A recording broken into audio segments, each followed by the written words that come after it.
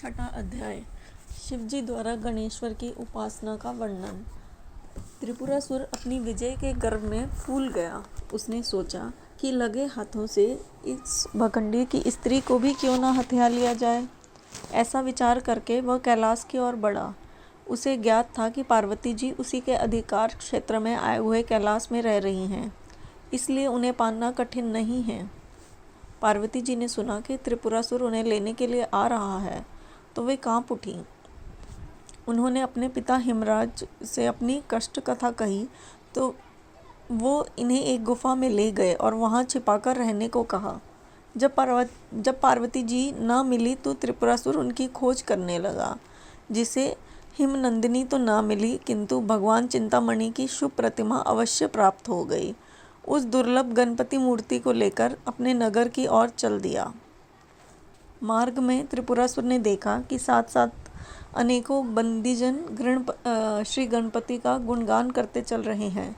तभी सहसा वह मंगल मूर्ति उनके हाथ से छूटकर अदृश्य हो गई। मूर्ति के अंतर्धान होते ही बंदीजन भी अदृश्य हो गए थे। त्रिपुरासुर को बड़ी निराशा हुई। पाई हुई अमूल्य मूर्ति हाथ से निकल गई, यह उसके लिए शुभ शकुन नहीं था। इससे नितांत खिन्न मन हुआ, अपने नगर में लौट आया। उधर भगवान शंकर भी असुर के अत्यंत प्रबल सिद्ध होने के कारण चिंतित थे।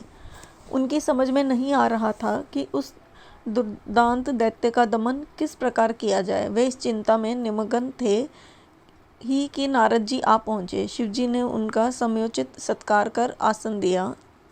तदंतर वार्तालाप आरंभ हुआ। देवादिदेव महादेव ने उन्हें बताया, देवेश, आप इस समय अच्छे आए हैं। मैं समझता हूँ कि अब वर्तमान समस्या का समाधान सहज ही हो जाएगा। देखो, त्रिपुरासुर कितना प्रबल हो गया है कि कोई भी महाबली उसके समक्ष टिक नहीं पाता। उसकी साम्राज्य लिप्सा तो बढ़ी हुई थी ही, अब तो वह स्त्री, धन, आजीविका के साधन तथा उपासना के माध्यमों को भी हथिया लेना चाहता है। शूलपाणी की बात पर नारद जी विचार कर ही रहे थे कि उन्होंने एक चौंका देने वाली बात कही। कौतुक मुनि, बेचारे देवताओं की तो सामर्थ्य ही क्या, उस दैत्य ने तो मेरे भी सब अस्त्र निष्फल कर दिए। उस पर किसी भी व्यक्ति और अमोघ अस्त्र का प्रभाव नहीं हुआ।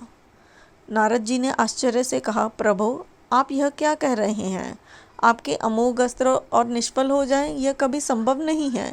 मैं तो समझता हूँ कि या तो आप अपनी शक्ति को भूल गए हैं अथवा यह सब आपकी ही लीला है। लोक के कल्याणार्थ और विमोहित प्राणियों को सचेत करने के लिए ही आप यह सब कर रहे हैं।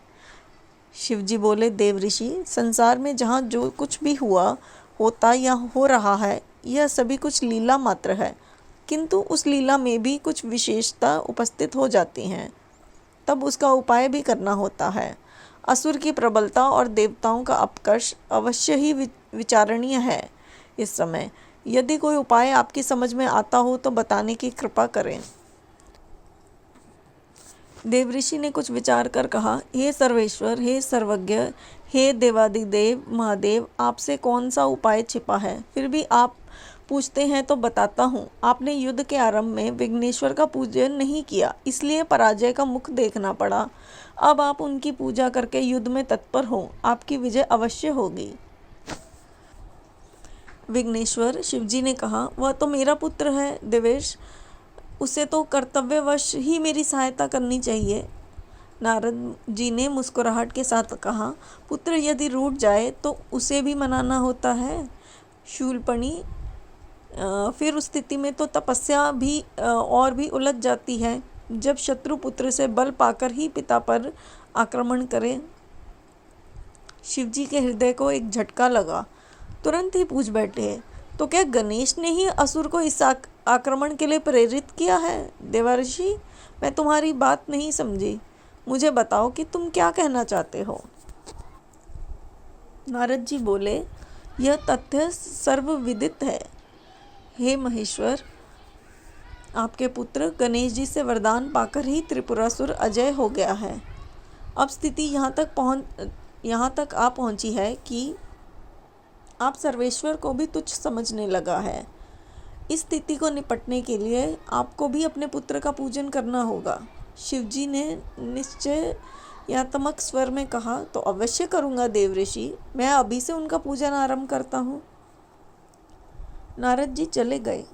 भगवान शंकर ने दंडक वन में जाकर कठोर तप आरंभ किया।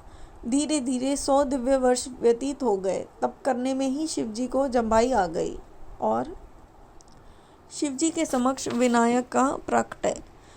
तभी शिवजी के मुख से एक तेजोमय पुरुष का आविर्भाव हो गया। उनके 5 मुख, 10 भुजाएं, ललाट पर चंद्रमा था। उनकी देह कांति भी चंद्रमा के ही समान थी। वे कंठ में मुंडमाला, सर्पों के आभूषण तथा मुकुट और बाजूबंद धारण किए हुए थे। उनके तेज के समक्ष अग्नि, सूर्य और चंद्रमा भी तिरस्कृत हो रहे थे। उन्होंने अपनी भुजाओं में 10 आयुध ले रखे थे। शिवजी ने उन्हें देखा तो सोचने लगे, क्या यह मेरा ही दूसरा रूप है? कहीं यह त्रिपुरासुर की ही तो कोई माया नहीं है? यह स्वप्न है अथवा आदिदेव विघ्न नाशक विनायक का साक्षात प्रकटय। वरदराज ने उनके मन की बात जान ली। बोले, प्रभु, आप जो समझ रहे हैं मैं वही आदिदेव विनायक हूँ। वस्तुतः मेरे यथार्थ रूप को देवता, ऋषिगण तथा ब्रह्मा जी भी नहीं जानते। वेद, उपनिषद, षट शास्त्र कोई भी मेरे रूप को, वास्तविक रूप को कहने में समर्थ नहीं है। मैं चराचर जगत, ब्रह्मा जी और अनंत ब्रह्मांडों का रचयिता हूँ। सत्व, रज और तम तीनों गुण मुझ में ही प्रकट हैं, किंतु उन गुणों का स्वामी होते हुए भी उनसे परे हूँ। मैं उनसे परे हूँ। संसार की रचना, स्थिति और प्रलय मेरे ही कार्य हैं। आपने मेरा 100 वर्षों तक का निरंतर चिंतन किया है, इसलिए मैं पूर्ण रूप से संतुष्ट हूँ। आपकी कामना पूर्ण करने के लिए इस समय यहाँ प्रकट हुआ हूँ। अतः आप जो चाहें मुझसे मांग लें। वरदराज की प्रसन्न मुद्रा देख और वरद वचन सुनकर शिवजी उनकी स्तुति करने लगे।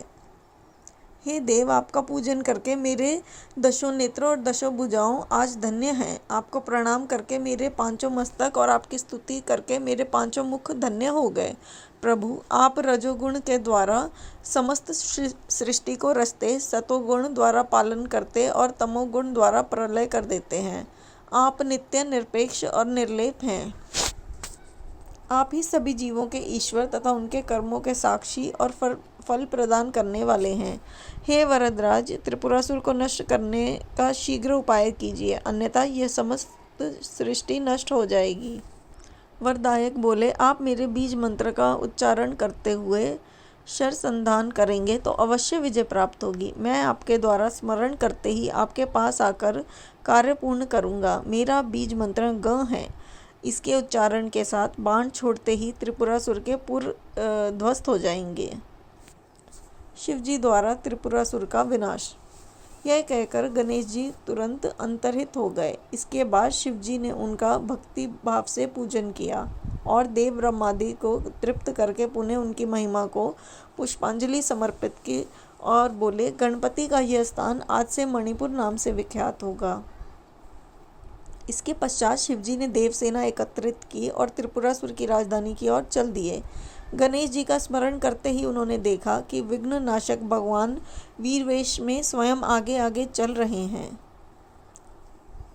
त्रिपुरासुर के तीनों पुर अभेद्य थे, इसलिए असुर जानता था कि मेरा कोई कुछ नहीं बिगाड़ सकता। फिर भी उसने सुरक्षा का बड़ा प्रबंध कर रखा था।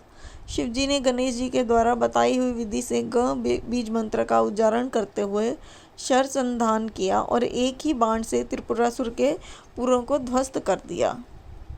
उस समय भगवती पार्वती ने भी अपने प्राण वल्लभ की विजय कामना करती हुई गणपति पूजन में लगी थी।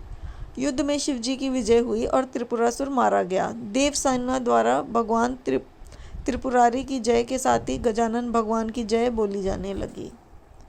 6वां अध्याय समाप्त।